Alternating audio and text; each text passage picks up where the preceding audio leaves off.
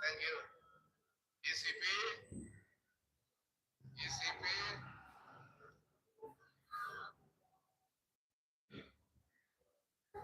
ECP, ECP. I like that. Asante sana.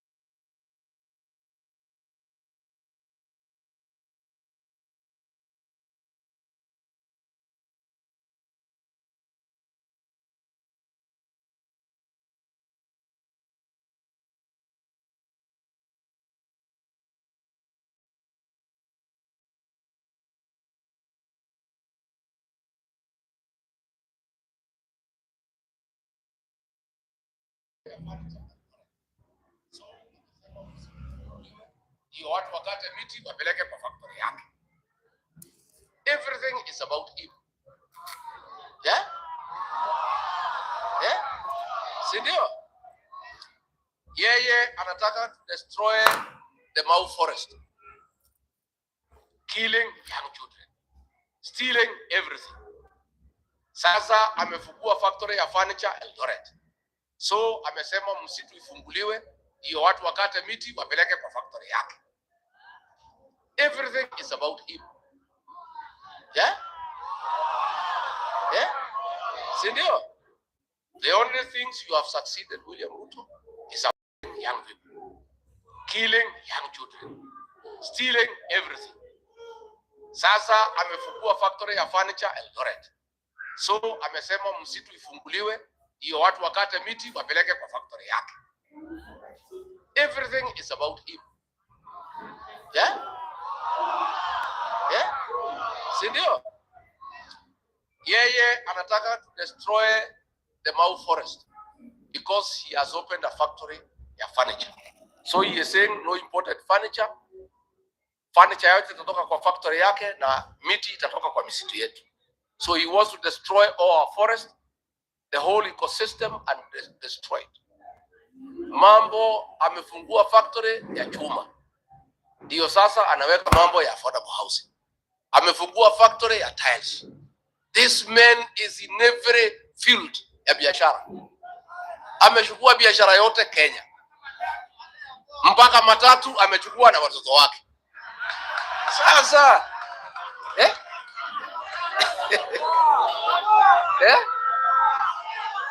sasa katika huko Mara ameweka hoteli. Aposeli, he is demanding from Governor Lenku 400 acres aweke hoteli. Huko Samburu National Park ameweka. This man has taken over all businesses and driven kila mfanyabiashara out of business. My mission is very simple. Is to help you, the young people, get rid of Kasongo and take your rightful place in the governance of this country. Hata nikimaliza hiyo niende wa Munyoro nikapumzike, I'll be quite happy. Kasongo aende, vijana wachukue nafasi. And let me confirm, for the avoidance of doubts, we shall have one single presidential candidate. Nimeona Kasongo amesponsor ma headline kwa ile magazeti yake jana. Rigiji asimami, ati sijui atawachia wengine ati apewe share ya serikali. Nani nakwambia? Rigiji is a front runner in this race, my friend. Rigiji, what I need to do is to persuade my colleagues that I have the numbers, I have the mobilization capacity, I can marshal enough resources, I have enough inspiration, I have enough messaging capacity to defeat William Ruto. I'll persuade my colleagues to make me the flag bearer. In case I don't persuade them, and they persuade me that another Kenyan can do it, I'll sacrifice. I will. But hiyo gazeti kuliona, hiyo ni gazeti ya Kasongo. And it is run by the National Intelligence Service. I would like Kenyans to ignore that nonsense that was there yesterday. Sisi hatujaketi kukubaliana ni nani. Na hatukai haraka. Tutakaa baada ya Christmas 2026. For the time being, our single presidential candidate for now is Ruto must go. And our plan for now is one term. So nobody, we have never sat down and we are not in a hurry. What we have agreed, kila kiongozi ajitolee aende asukume pahali ako na ushawishi. We have agreed that every leader to go and mobilize your supporters ya kupeleka Kasongo nyumbani. When we have completed mobilizing the whole country that Ruto must go, then we shall sit down and ask ourselves, hii watu yote tumemobilize kufukuza Ruto, nani ataongoza hawa? Nani atakuwa mdogo wake?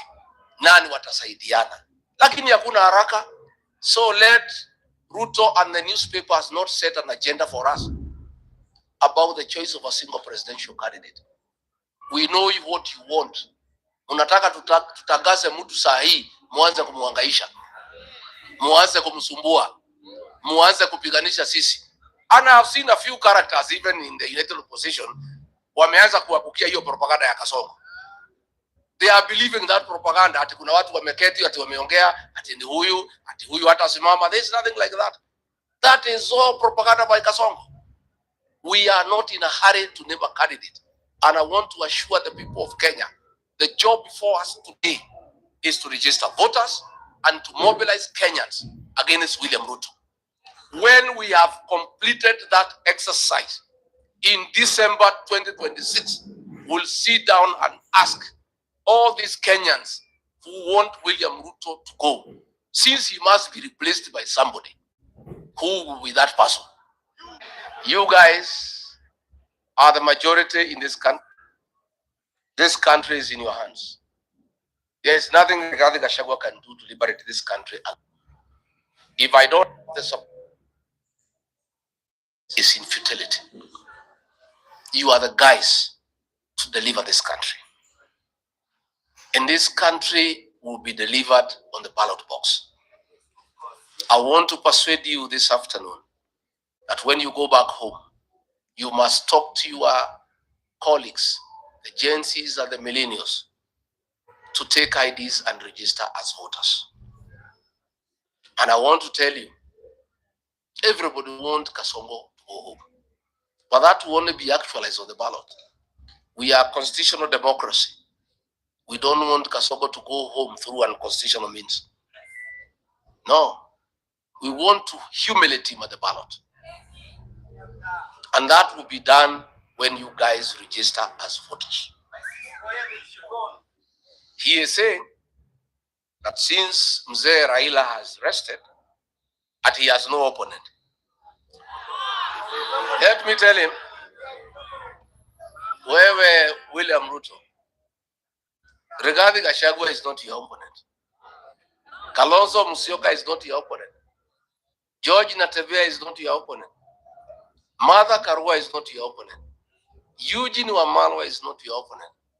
Your greatest opponent, in case you didn't know, are the Gen Zs and the millennials.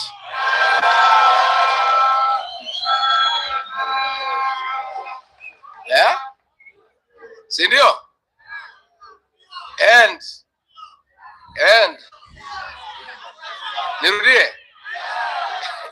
Nirudie William Kipchirchir Arap Ruto, kama una habari, mimi nasikia unajigamba ati vile mzee wetu Agwambo amepumzika, ati wewe huna mpinzani.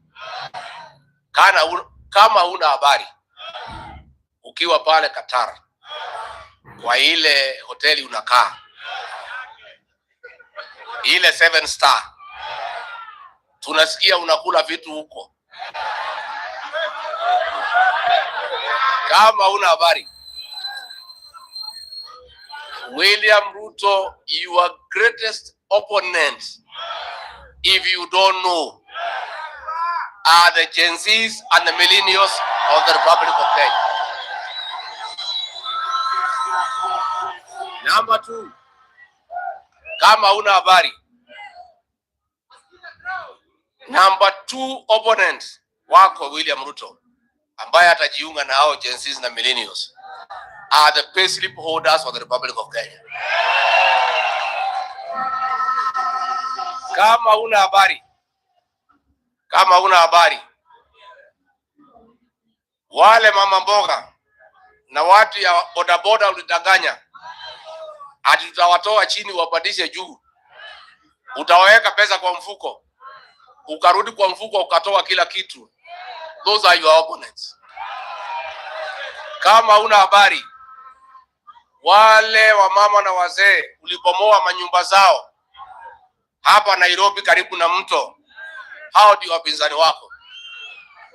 Kama una habari, wale police officers umeharibu insurance scheme yao, watoto wao wanahangaika. Those are your opponents. In a nutshell, William Ruto, your opponents ni kila Mkenya. Yule candidate tutatoa moja ni kwa niaba ya hiyo wapinzani wako. But that is not your opponent. He will just be a representative of the people against you.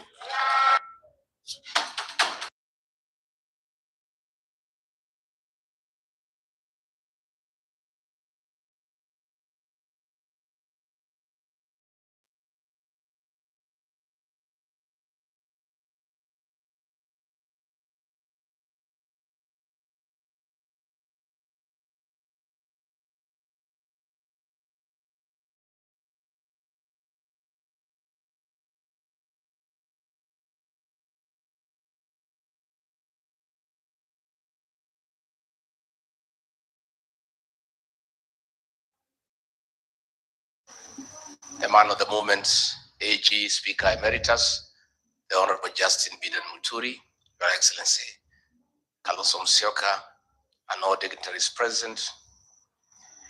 Mine is just to say congratulations to JB for the great book that he has put together, The Fight for Order. And JB, my brother, my kinsman, as a student of literature, let me confirm that is a great artwork. And in literature, you evaluate content and form.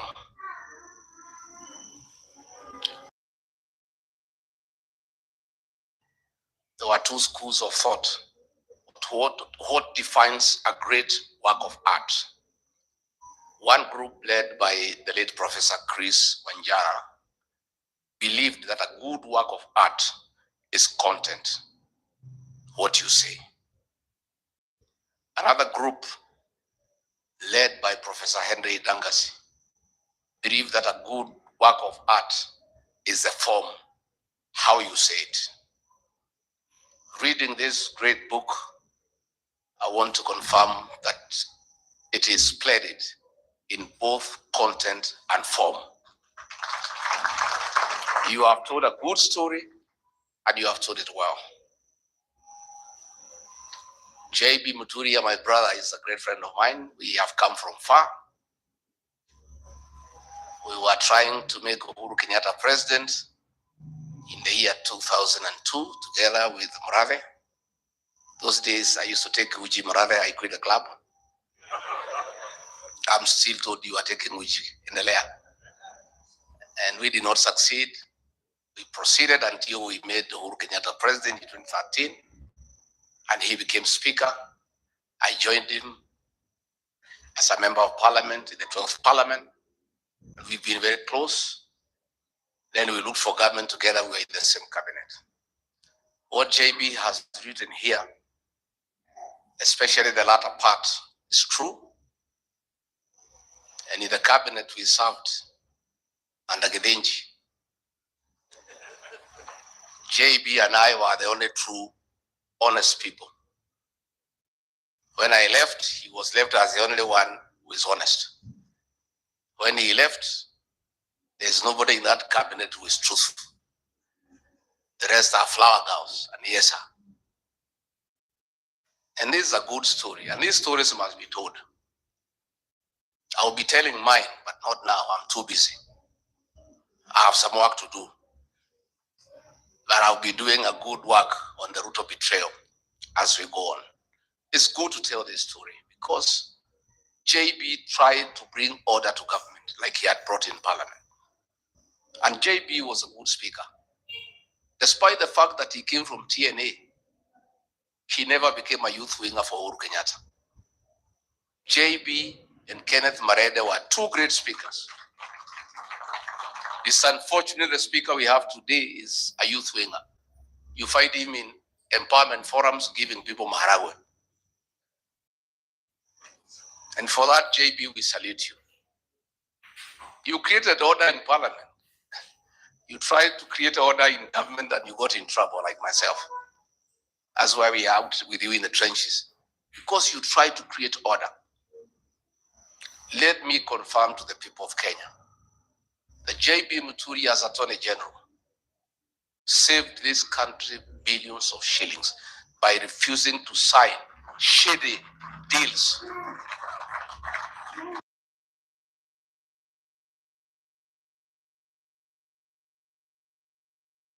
Remember when one day he was in Dubai and William Ruto called me very annoyed and very angry and full of abuse, abusing JB Muturi in no manner of abuses. Wewe Regiji, tafuta hiyo mti yako ya bere, hiyo mjinga.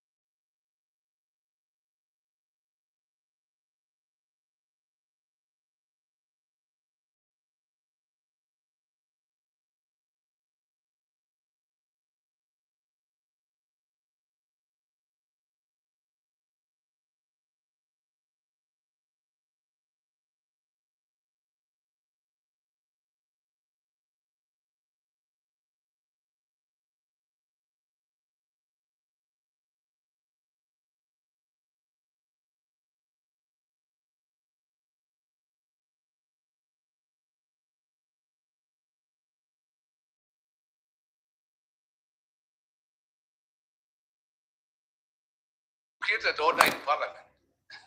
You tried to create order in government and you got in trouble, like myself. That's why we are with you in the trenches. Because you tried to create order. Let me confirm to the people of Kenya. The JB Muturi as Attorney General saved this country billions of shillings by refusing to sign shady deals that were laced with conflict of interest and state capture. I remember when one day he was in Dubai and William Ruto called me very annoyed and very angry and full of abusing JB Muturi in no manner of abuses. Wewe Rigathi, tafuta hiyo mtu yako ya bere, hiyo mjinga. Bure kabisa hiyo mtu. Hii sanamu mlitoa wapi mliletea mimi? As Attorney General. Tell him, nitafuta yeye kazi. I'm telling him to do things he cannot do. Tafuta yeye, si mtu ya kabila yako. Huyu Ruto anasema hataki ukabila. Tafuta yeye and tell him to sign those things. Hey, I called JB. Hey, AG. Where? Boss is burning. He's all over. What have you done, my brother? You are in trouble. He said I was coming. I'm at the airport. And the boss has called me. I met some business people there and signed a contract on the runway. And I've said I can't. I need to look at the document, give it to people at the chambers, interrogate, and advise government whether it's in order or not. I cannot sign. So I called the president. I said, no. Also, what you're asking JB to do is wrong. He's on transit, and he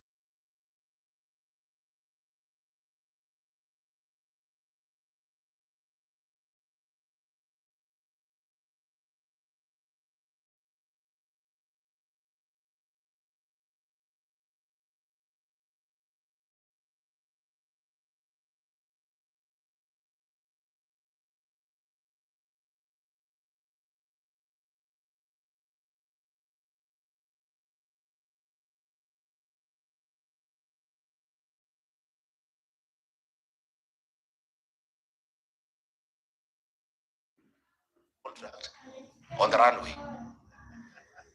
And I've said I can't. I need to look at the document, give it to people at the chambers, interrogate, and advise government whether it's in order or not. I cannot sign.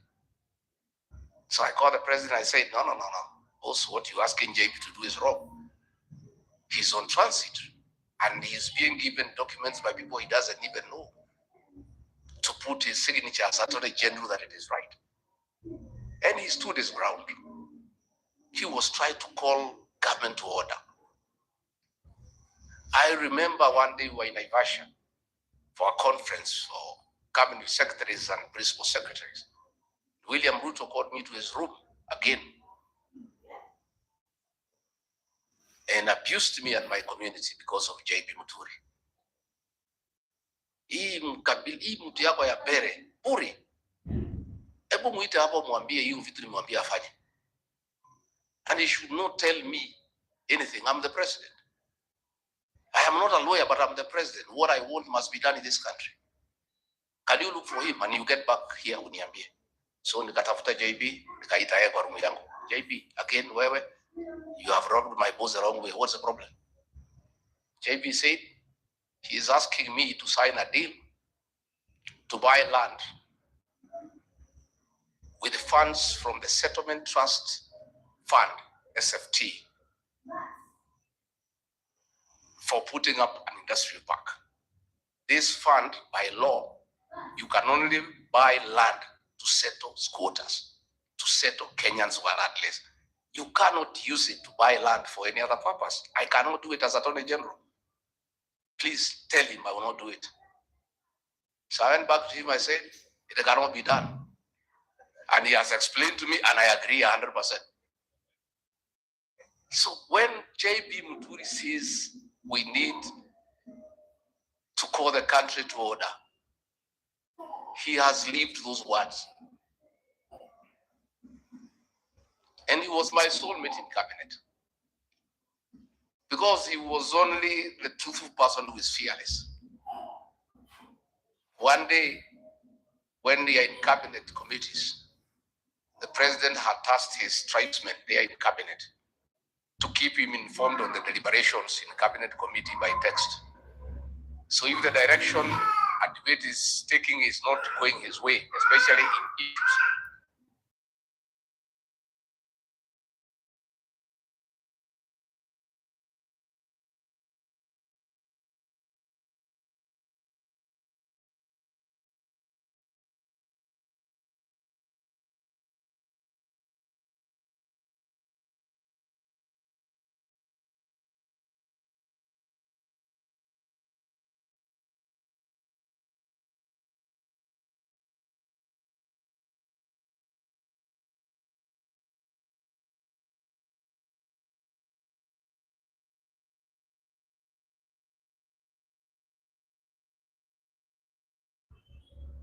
he is conflicted, he would send you a text and tell you how to take the conversation. So JB looked for me and we agreed what to do. Himself and myself, we will leave our phones away so Ruto cannot reach us. By the time he has been told what he wanted, it's not going the right way to the petition. And he has told you, I would say, I rose finance bill, everybody. Oh, Mkubwa Mzuri, I said, this thing cannot be accepted by the people of Kenya and will have an egg on our face. Kenyans will not take this finance bill. He took me to task. I said, no. I told the Secretary to Cabinet, Masa Wajau, put it on record for posterity. I have said, no, it will not work. So when it did not work, we went to Cabinet. I wanted to revisit the matter. I said, boss, can we go back to what I had said?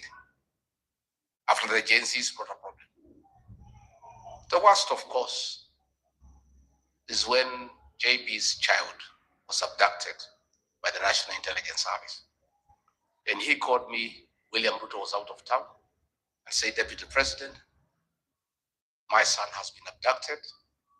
I'm talking to everybody, they are taking me in circles. This is not acceptable. And for your information, if your child is missing and is suspected to be the hands of the police or security agencies, you go to court and file what you call a habeas corpus, compelling the Attorney General to produce the person, dead or alive. So JB Muturi asked me, as Justin Muturi, if I file a habeas corpus against the Attorney General of the Republic of Kenya, whom will it be served upon? So I called Kindiki, Mr. Yesa, he took me in circles. He was in Interior.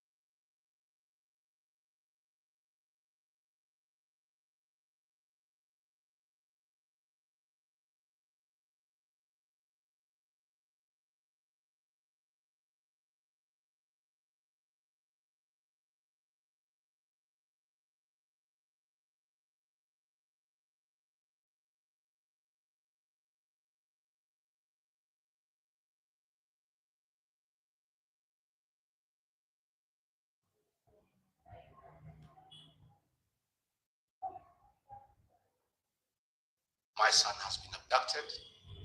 I'm talking to everybody, they are taking me in circles. This is not acceptable. And for your information, if your child is missing and is suspected to be in the hands of the police or security agencies, you go to court and file what you call a habeas corpus, compelling the Attorney General to produce the person, dead or alive.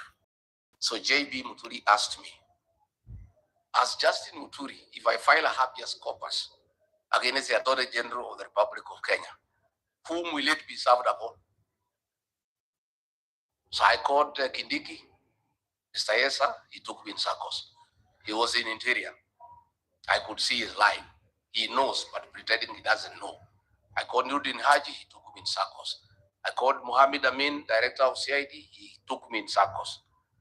I called Japheth Kome, he was the IG. He was talking to me in Kemel. And they were all taking me in circles. And I called William Ruto, he was out of town. I said, Mr. President, Your Excellency, we have a problem in our hands. The son of your Attorney General has been abducted. He sits in the National Security Council. He is here with me asking why anybody would abduct his son. And he sits in the National Security Council. He is a principal legal advisor to the government. If anybody had a problem with his son, it's just asking Meji, can your son turn up here? I said, this is not right.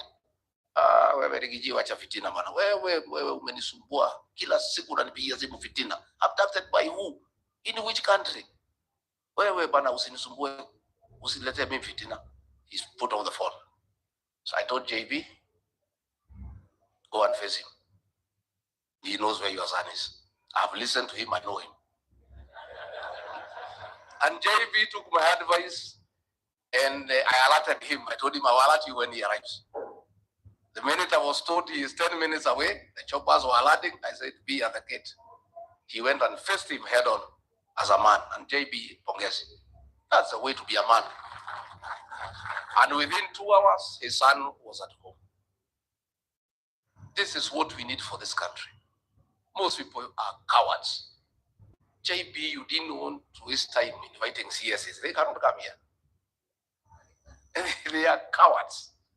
They don't want to be associated with you because of what you say and what you speak. Let me say finally, JB is a good man. He was my boss in Parliament as Speaker. I was a first-time MP. 5 years down the line, I became his boss as Deputy President. He respected me in my new position. All the other MPs we came with from Parliament had nothing but disrespect and disdain for my new position. But this man here said, God has given you this opportunity, we must respect authority. So we developed a very tight relationship. And I had to pay him back one day in kind. And it's good, I tell you. After the Gen Z protests, the cabinet was dissolved. And William Ruto was struggling on what to do, bring Raila and his people in, this, that. And we let him do what he wanted to do without too much argument. And he announced the first batch. And out of the positions I had negotiated for my counties where I come from, he did not appoint anybody from Embu. And I asked him why. He said, let's wait kidogo. So in the next appointment, the final one, he called me and Musalia so that we flanked him to announce the last batch of cabinet. And he was in a hurry, let's go. I said, hey, what do you mean we go? How? How do we flank you to announce what we don't know? No, wewe Rigiji, wacha maneno mingi. Musalia, let's go. I said, no, I can't. If we are flanking you to make the announcements, we must be part of what you're announcing as the usual practice. I cannot flank you to announce cabinet when I don't know who you're announcing. I cannot hear it for the first time with the rest of Kenyans and the press. So he was very angry. Then he rushed to his office Oh, Musalia, my God. He was shaking like a leaf. Oh, mommy, how can you challenge the president? How? Please, this is not right. I say, Musalia, my friend, do you know this announcement, your name could be missing in that paper? The only person who is safe is myself because I'm elected. So mimi hata nakusaidia. So he went and brought the list and threw it at me. I looked at it and found that JB had been dropped from Embu and he had put somebody else. And then I asked him, who is this? I don't know him. You have not consulted me. We had an agreement. Who is this? Oh, is somebody says Barry abroad. I said, no, I cannot be party to that decision. Because the other time, you appointed somebody from Meru. I did not argue with you. The people of Meru were asking, who is this? I don't know. Where is this home? I have no idea. This person, I don't know. So if that is your choice, go ahead and announce. I cannot accompany you to make that announcement. They said, wewe Rigathi, hivi ukabila yako itakufikisha wapi? I said, Mr. President, I am not party to that decision. How do I accompany you to announce something I'm not part of? And the people of Embu will be asking me, who is this? But if I'm not there, just go ahead and announce. He kept quiet like 3 minutes. He said, he threw a pen at me, said, Toa hiyo mtu weka hiyo JB yako. This JB, you are crazy about this JB. I said, but Mr. President, this is a good man. And I chair the cabinet committee. This is a solid minister. All the other people you are putting and you have returned, most of them are useless. I sit there and I have listened to this man. And he means well for this country. So why do you want to remove him? What is it that he has done? So he said, chukua. Mimi nikachukua kalamu, nikafuta hiyo mtu na kalamu ya wino, nikaweka Honorable JB Tori. Nikamrudishia. But then I told him, because I know you, if we go there and you announce the other name because I think that is what you want to do, I'll walk away when the press is live. So that's how JB Muturi got his job back. And after that, I was thrown away and he followed me. I'm sorry I was not there to defend you another time. So I want to say, as we celebrate JB, this country is blessed with a great leader, a steadfast man, a great man. In JB Muturi, as you have been told to put order into this table. If the formula of nominating a single presidential candidate favors me, and I'm elected as president, you'll play a very important role in my government.